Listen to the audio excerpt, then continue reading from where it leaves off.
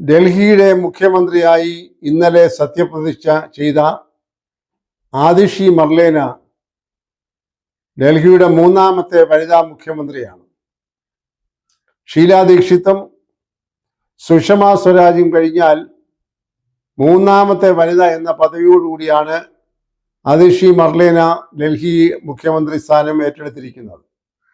വളരെ സവിശേഷമായ ചില നീക്കങ്ങൾ തന്നെ ഒന്നാം ദിവസം തന്നെ അവർ നടത്തിക്കൊണ്ടിരിക്കുന്നത് കൗതുകമുണ്ടാക്കുന്നതാണ്. അവർ അവരുടെ രാഷ്ട്രീയ ഗുരുവും അവർ പ്രതിദാനം ചെയ്യുന്ന ആം ആദ്മി പാർട്ടിയുടെ പരമോന്നത നേതാവുമായ ശ്രീ അരവിന്ദ് കെജ്രിവാൾ പ്രത്യേക സാഹചര്യത്താൽ മുഖ്യമന്ത്രി സ്ഥാനത്ത് നിന്ന് ഒഴിഞ്ഞപ്പോഴാണ് അവർക്ക് മുഖ്യമന്ത്രിയുടെ നറുക്ക് വീണത്. എന്നാൽ അവർ തൻ്റെ രാഷ്ട്രീയ ഗുരുവിനെയും മുഖ്യമന്ത്രിയെയും ആദരിക്കുന്നതിൻ്റെ സൂചകമായി ആതിഷി മർലേന ഈ അരവിന്ദ് കെജ്രിവാൾ ഇരുന്ന കസേര മാറ്റിയിട്ടുകൊണ്ട് മറ്റൊരു കസേരയിൽ ഇരുന്നാണ് പ്രവർത്തനം ആരംഭിച്ചത്. അത് വളരെ പ്രതീകാത്മകമായി അദ്ദേഹത്തോടുള്ള കേജ്രിവാളിനോടുള്ള ആദരവാണ് എന്ന് കരുതുന്നവരുണ്ട്. മാത്രവുമല്ല, ഏറ്റവും സ്പർശിച്ചതായിട്ടുള്ള അവരുടെ അത് സംബന്ധിച്ചുള്ള പ്രതികരണം എൻ്റെ രാഷ്ട്രീയ ഗുരുവും എൻ്റെ നേതാവുമായ ശ്രീ അരവിന്ദ് കെജ്രിവാൾ തെരഞ്ഞെടുപ്പ് നടക്കാൻ പോകുന്ന നിയമസഭ ഡൽഹിയിലെ തെരഞ്ഞെടുപ്പ് കഴിഞ്ഞ് മുഖ്യമന്ത്രിയുടെ കസേരയിൽ അദ്ദേഹത്തിൻ്റെതായ കസേരയിൽ ഇരുന്ന് കണ്ടതിന് ശേഷമേ ഞാൻ മാറുകയുള്ളൂ എന്ന് അവർ ആവർത്തിച്ച് പറയുകയുണ്ടായി. അപ്പോൾ അത് കാട്ടുന്നത് ഒന്നാമത് അവരുടെ ആത്മവിശ്വാസം, രണ്ട് തൻ്റെ രാഷ്ട്രീയ ഗുരു ഇപ്പോൾ നേരിട്ടുകൊണ്ടിരിക്കുന്ന രാഷ്ട്രീയമായ വേട്ടയാടലിന്റെ പ്രതികാരം തീർത്തുകൊണ്ട് തെരഞ്ഞെടുപ്പ് കഴിയുമ്പോൾ വീണ്ടും അദ്ദേഹം മുഖ്യമന്ത്രിയുടെ കസേരയിൽ അദ്ദേഹത്തിൻ്റെതായ കസേരയിൽ ഇരിക്കുന്നത് അവരുടെ അണികൾക്കും പ്രത്യേകിച്ച് ഇപ്പോൾ മുഖ്യമന്ത്രിയായിരിക്കുന്ന ആതിഷി മർലേനയ്ക്കും കാണണം എന്നുള്ള ആഗ്രഹവും അതിൽ വളരെ വ്യക്തമാണ്. ഇവിടെ രണ്ട് മൂന്ന് കാര്യങ്ങൾ നാം കാണണം. ഒന്ന്, അരവിന്ദ് കെജ്രിവാളിന്റെ അനിഷേധ്യമായിട്ടുള്ള നേതൃത്വം ആം ആദ്മി പാർട്ടിയെ സംബന്ധിച്ചിടത്തോളം ആർക്കും നിഷേധിക്കാവുന്നതല്ല. മാത്രവുമല്ല, അദ്ദേഹത്തോടൊപ്പം അദ്ദേഹത്തിന്റെ മന്ത്രിസഭയിൽ ഇരുന്ന ആളുകളെല്ലാം അരവിന്ദ് കെജ്രിവാളിനെ ഗുരുസ്ഥാനീയനായിട്ടാണ് കാണുന്നത്. അദ്ദേഹത്തിന്റെ ഒരു നിഴലിലാണ് ഒരർത്ഥത്തിൽ പറഞ്ഞാൽ ആം ആദ്മി പാർട്ടിയിലെ എല്ലാ നേതാക്കളും പ്രവർത്തിച്ചുകൊണ്ടിരിക്കുന്നത്. ഡൽഹിക്ക് പുറത്തേക്ക് അവരുടെ സ്വാധീനം വർദ്ധിപ്പിച്ചതും അരവിന്ദ് കെജ്രിവാളിന്റെ പ്രത്യേകതരമായ രാഷ്ട്രീയ പ്രവർത്തന ശൈലി കൊണ്ടും അദ്ദേഹത്തിന്റെ ഒരളവ് വരെ സ്വഭാവത്തിലെ പ്രത്യേകതകളുണ്ടാണെന്ന കാര്യത്തിൽ യാതൊരു സംശയവുമില്ല. പഞ്ചാബിൽ അവർ ഒരു നിർണായകമായ കക്ഷിയായതും വളരെ പെട്ടെന്നാണ്. ഇപ്പോൾ യഥാർത്ഥത്തിൽ അവർ വീണ്ടും ഒരു രാഷ്ട്രീയ ശക്തിയാകാൻ ശ്രമിക്കുന്നത് ഹരിയാനയിൽ നടക്കാൻ പോകുന്ന തെരഞ്ഞെടുപ്പിലാണ്. ആം ആദ്മി പാർട്ടി ഇന്ത്യ മുന്നണിയിലെ ഒരു ഘടകകക്ഷിയാണെങ്കിലും അവർ ഹരിയാനയിൽ കോൺഗ്രസുമായി ഒരു ധാരണയിൽ എത്തുന്നതിന് സാധിച്ചില്ല. അതുകൊണ്ട് ഹരിയാനയിൽ അവർ പരസ്പരം ഏറ്റുമുട്ടുകയാണ് എന്ന് തന്നെ പറയാം. അതിൻ്റെ ഗുണം BJPക്ക് ലഭിക്കുമെന്ന് BJP നേതാക്കന്മാർ കരുതുന്നു. എന്നാൽ ഹരിയാനയിലെ BJP ആഭ്യന്തരമായി വളരെ അസ്വസ്ഥതയിലാണ്. ഹരിയാനയിലെ BJPയിലുള്ള പല നേതാക്കന്മാർക്കും സീറ്റുകൾ ലഭിക്കുന്നില്ല എന്ന് വന്നതോടുകൂടി അവർ കളം മാറി ചവിട്ടി. ചില ആളുകൾ കോൺഗ്രസിന്റെ ഭാഗത്തേക്ക് പോകുന്നു, ചില ആളുകൾ വിമതരായി മത്സരിക്കാനൊക്കെ ഒരുങ്ങുന്നു. പൊതുവെ BJPയുടെ ഇപ്പോഴത്തെ രാഷ്ട്രീയ സ്ഥിരത ഹരിയാനയിൽ അത്ര ഭദ്രമല്ല എന്നാണ് റിപ്പോർട്ടുകൾ സൂചിപ്പിക്കുന്നത്. എന്തായാലും ആതിഷി മർലേന നൽകുന്നതായ ഒരു സന്ദേശം, എൻ്റെ നേതാവ് മുഖ്യമന്ത്രിയായി അദ്ദേഹത്തിൻ്റെ കസേരയിൽ ഇരിക്കുന്നത് വരെ ഞാൻ ഈ മാറ്റിയിട്ട കസേരയിൽ ഇരുന്നാണ് ഇനിയുള്ള കാര്യങ്ങൾ ചെയ്യുന്നത്. കൂട്ടത്തിൽ അവർ ഡൽഹിയിലെ ഭരണത്തെക്കുറിച്ച് തന്നെ പറയുകയുണ്ടായി.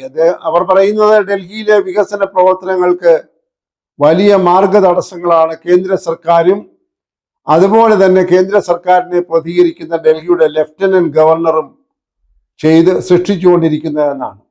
വളരെ കഠിനമായ ശക്തമായ ഭാഷയിലാണ് അവർ സത്യപ്രതിജ്ഞ ദിവസം തന്നെ BJPക്കെതിരായി പ്രതികരിച്ചിരിക്കുന്നത്. ഡൽഹിയുടെ വികസനത്തിന് തടസ്സങ്ങൾ ഉണ്ടാക്കുന്നു. ഏതാണ്ട് ഈ കസേര മാറ്റിയിട്ട സംഭവം ഇത് സമാനമായ ഒരു സംഭവം തമിഴ്നാട്ടിൽ കുറെ കാലങ്ങൾക്ക് മുൻപുണ്ടായതും പറയേണ്ടതായിട്ടുണ്ട്.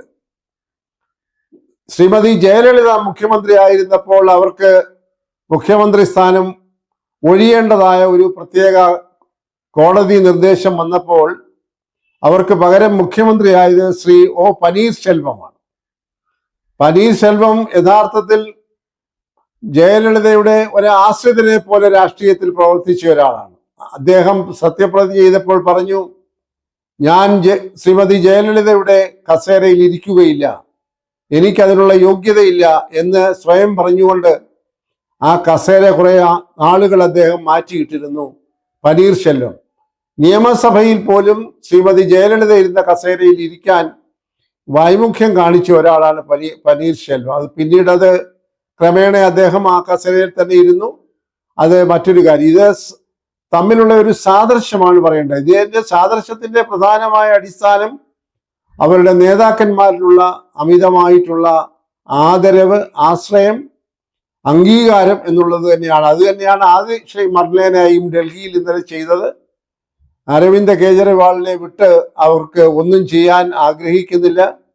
അതുപോലെ തന്നെ മറ്റുള്ള നേതാക്കന്മാരും എല്ലാവരും തന്നെ അരവിന്ദ് കെജ്രിവാളിന്റെ പിന്നിൽ അണിനിരന്നിരിക്കുകയാണ്. കടുത്ത മത്സരമായിരിക്കും നടക്കാൻ പോകുന്നത്. ഡൽഹിയിലെ തെരഞ്ഞെടുപ്പിൽ, നിയമസഭാ തെരഞ്ഞെടുപ്പിൽ കേജ്രിവാൾ പൂർവാധികം ശക്തിയോടുകൂടെ മടങ്ങി വരും എന്ന് തന്നെയാണ് ആം ആദ്മി പാർട്ടിയും ഒരു നല്ല അളവ് വരെ മാധ്യമങ്ങളും ഒക്കെ പ്രതീക്ഷിക്കുന്നത്. അവരെ സംബന്ധിച്ചിടത്തോളം ഡൽഹിയിൽ ഒരു ജീവൻ മരണ പോരാട്ടം തന്നെ ആയിരിക്കും. കോൺഗ്രസ് മറുഭാഗത്തുണ്ട് എന്ന യാഥാർത്ഥ്യവും നാം കാണേണ്ടതായിട്ടുണ്ട്. എന്തായാലും ഒരു സഹതാപ തരംഗത്തിന്റെ ആനുകൂല്യം ഈ കേജ്രിവാളിന് ലഭിക്കുമെന്ന് കണക്ക് കൂട്ടുന്നവരുണ്ട്. കാരണം അദ്ദേഹത്തെ രാഷ്ട്രീയമായി വളരെ കഠിനമായി വേട്ടയാടി ജയിലിൽ അടച്ചാണ് BJP ഭരണകൂടം കുറെ നാളുകളായി അവരോട് പ്രതികാരം വീട്ടിയത്. അത് മറ്റൊരളവിൽ പറഞ്ഞാൽ അതിൻ്റെതായിട്ടുള്ള ഒരു സഹതാപ തരംഗം ഒരു പക്ഷേ രാഷ്ട്രീയ നേട്ടത്തിന് വേണ്ടി അരവിന്ദ് കെജ്രിവാൾ ഉപയോഗിക്കുമോ എന്ന് പോലും നമുക്ക് സംശയിക്കേണ്ടതായിട്ടുണ്ട്. ഏതായാലും എല്ലാ അടവുകളും അദ്ദേഹം വരുന്ന തെരഞ്ഞെടുപ്പുകളിൽ പയറ്റും.